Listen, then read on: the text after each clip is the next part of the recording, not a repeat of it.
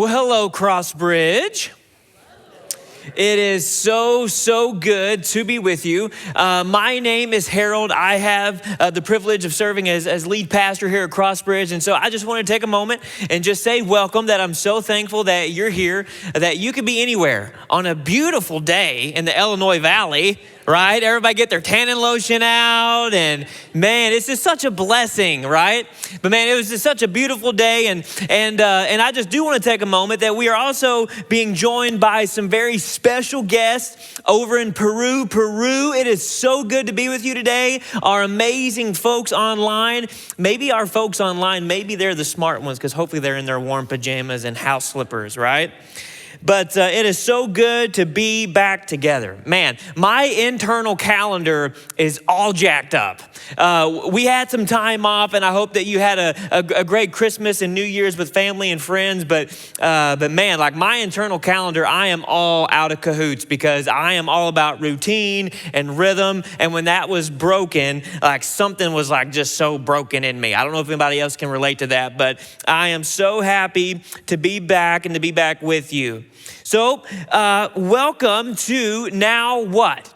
As we are starting our brand new series for the year, I hope this isn't going to be a shocker to many of you, but Christmas is over, right? Okay, no one was shocked by that, right? Everybody's aware that Christmas is now over. Thankfully, all the Christmas music has stopped. We don't have to listen to it on the radio. We don't have to hear it in the stores anymore. I don't know if your home might look like this, but I think the flashes, I think we traumatized our kids this year when it came to shutting down the Christmas season. I mean, how long do you guys normally wait to tear down Christmas in your home? Are you like, as soon as you open the presents, it's over? Do you wait through New Year's? Do you wait until the end of January, right? Because literally we waited a whole 24 hours after Christmas and all the Christmas came down, right? But I would say, like, we love Christmas, but man, like, we are against it when it comes to time. We just do not have a ton of time to fool around with that stuff. And I remember the first time we came through town, I had my 4-year-old in the back of my pickup truck, and we came through town, and in Ottawa, they had all their Christmas lights still up. And he said, "See, Dad, I knew it. It is still Christmas." And I was like, "Buddy, I get it, but Christmas will come back," right? But the whole point of this series and the title, Now What? So, now what? What are we supposed to do? What are you supposed to do? What is next for you and for me? What is next for your family? Because our home, it is back to its normal, boring self. Right? So what is next? You know, quickly, my wife and I, we live and die by our calendar. More so, Whitney lives and dies by it, and she just keeps me in the loop of what's going on. I'm trying to get better at working my calendar. But quickly, we were hit with this realization. And I don't know if maybe you kind of experienced this, especially with the new year has just kind of came around the corner. But these random bills start to come in the mail from the holiday season. What's that about? Right? Did anybody else get those? Right? I mean, what's all that about, right? Some bills are starting to come in the mail, and you're starting to get some buyer's remorse and some shopper's remorse potentially. And maybe your home, it doesn't have this special feeling. Maybe your place of employment, all the decorations are down, and it doesn't have this special feeling anymore. What took hours and hours and hours and weeks to prepare for, it's all gone now. Right? That's how it feels in our home. But here is one thing that I noticed. And here's one of the things that I am left with. Here's what I've noticed. And I don't know if you've noticed, but not only is Christmas gone, guys, a new year has already started. Like 2025 is here, y'all, right? I mean, I couldn't believe it. Like, we're already a few days in to 2025. And to be honest, the vulnerable moment here, how many of you guys have already ruined a check? I'm guilty of it too, right? How many of you put 2024 on a check, right? But let's go ahead and talk about the obvious. Let's go ahead and talk about the big obvious thing right now is that you guys are probably extremely overwhelmed of my mustache, right? My mustache was actually one of my New Year's resolutions. I did it. oddly enough, Whitney wasn't impressed. And I came out with my mustache and she's like, Harold, that looks disgusting. Get that off your face. You look like Dale Earnhardt. And I said, well, if you want me to not do something, you reference me to Dale Earnhardt. Nothing is going to change now, right?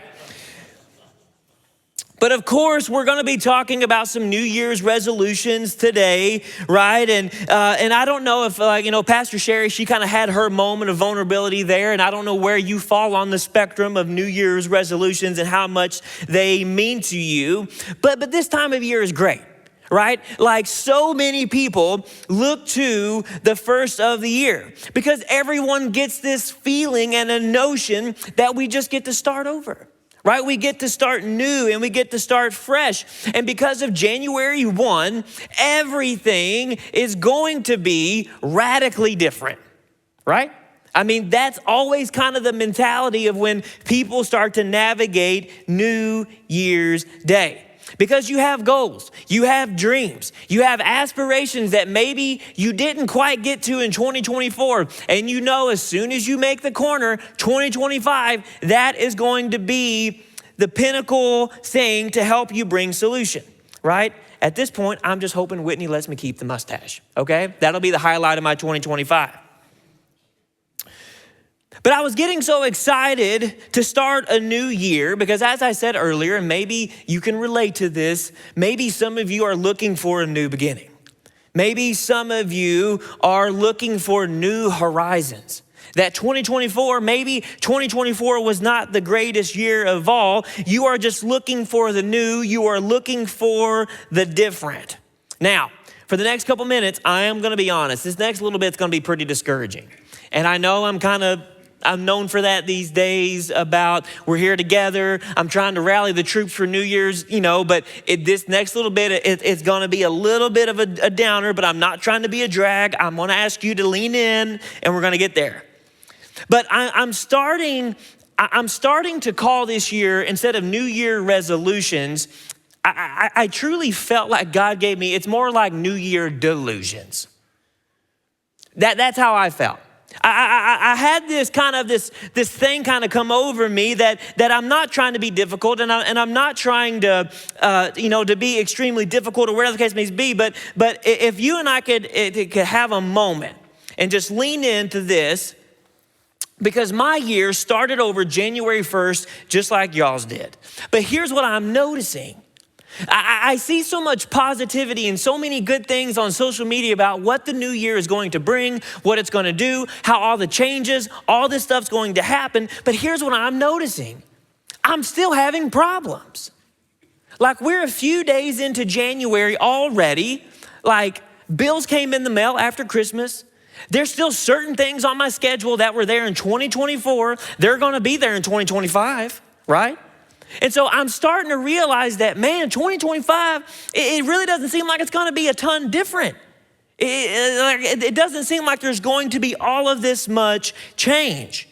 Because I was expecting all of this new to really start happening, but Whitney and I'll be honest, we still fuss about the same stuff we did in 2024, right? Like we still fuss about that stuff. Parenting is still hard. Right? Parenting is hard no matter how many social media posts I saw about how much better 2025 was going to be. Ministry, right? I'm so thankful that Crossbridge, that we're back up and running, that we got the new year going. But man, like we're about to be running 100 miles an hour all over again. Now, unless I'm just coming out of left field, I hope some of you that maybe you can relate to maybe what I'm experiencing. That what was to be looking forward to, man, you just kind of realized it's just a different date on the check. That what you were dealing with 2024, maybe it has followed you to 2025. I was looking forward to maybe a new year and new beginnings, but what I'm realizing is that I just have old and even newer challenges. See, isn't that a bummer? I don't think it gets too much more difficult than that. Then we're gonna make a turn here. But even after realizing all this, right? Even after realizing all of this, I still have New Year's resolutions, right? Of course I do, right? Of course I do. And I hope that you do too. Like some of my New Year resolutions that I put here is like, I want to get healthier. I want to read more. I want to be a better husband and father. I want to be a better leader for our team here at Crossbridge. I want to be a better leader for you guys. to take you to deeper places in a relationship with Jesus, I have New Year resolutions. But it was kind of funny that, I don't know if Pastor Sherry stole my notes or not, but I was actually going to be talking about sharing some statistics with you about New Year resolutions. And I wish I had the time. I really do. I wish I had the time to sit down with each and every one of you to kind of talk about what your New Year resolutions are. I love to hear about what you guys are navigating and you're going through and how you're being inspired and challenged, all of those things. I truly wish I could do that. For those of you who are joining us online, man, comment below. I would love to hear what some of your New Year resolutions are if you would be willing to share. But maybe some of you might be in the boat to where you're still navigating, making your New Year's resolutions. You haven't got there yet. You haven't processed it yet. That is totally fine. But I went to Google and I looked up what are some of the most top trendy kind of New Year resolutions? And this is what I found. There were 6 of them. Number 1 was weight loss. We could probably all guess that. Number 2 was save more money. Number 3 was eat healthier. Number 4 was spend more time with family and friends. Number 5 was to learn a new skill. And number 6 was a healthier daily routine. Now, some of you who have already maybe figured out your New Year's resolutions, maybe some of those resolutions fit what I just described. Maybe they fit something on my list, or maybe what they fit the majority of people who are navigating this year. They are great resolutions, aren't they? Of course they are. They are really good ones. And I hope that some of you even have some of those. But here's what will blow my mind. Here is what was blowing my mind as I was looking into this. And okay, I lied. There's gonna be one more little discouraging part, and then it's all positive after that, okay? Just stick with me, okay? Hugely, vastly, the majority, that was horrible grammar, right? So I'm gonna add a New Year's resolution, better grammar for when I speak to you guys, okay?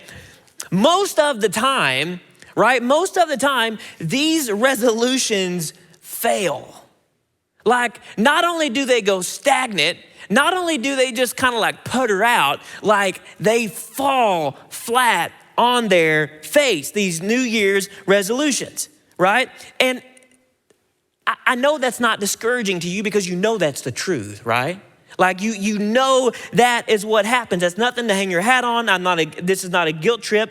It is just reality. It is just our reality. But as I was leaning into this new year, here's where I was. I wanted to ask why.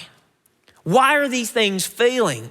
Why are things that are so positive, so needed in our life, why are they failing? Why are people struggling to meet good goals in their life? Right? And so here are some numbers that I wanted to share with you that I've found in some data. It said nearly 25% would quit the first week of a resolution. 36 would quit in the first month. 90% of people would quit a New Year's resolution by the middle of February. Other research shows that nearly 90% will quit in the first 2 weeks. Now, those are just the 2 things that I looked up. I could have kept going, but it was going to be the same story no matter how I looked it up.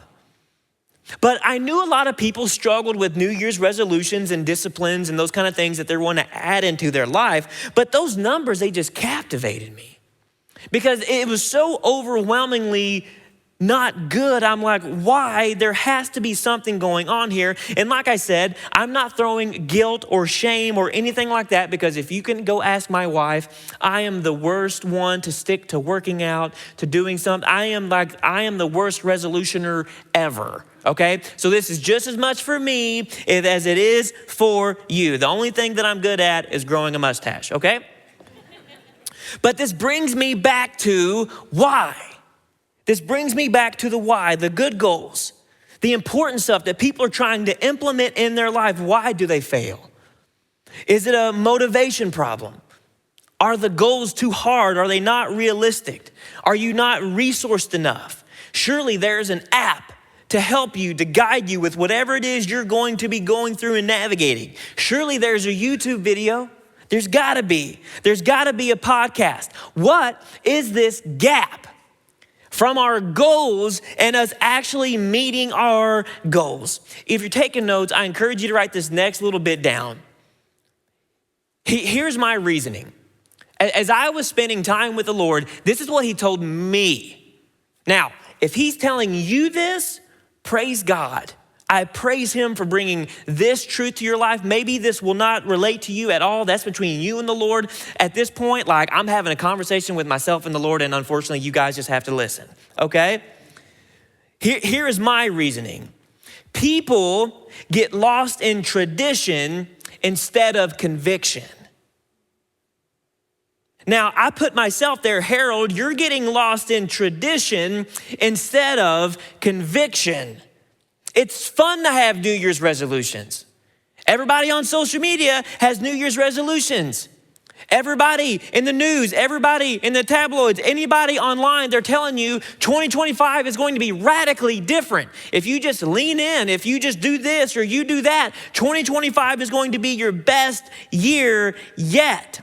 And like I said, I am having a conversation fully with myself here. Y'all can listen if you want. That's between you and the Lord. But here was another question I had.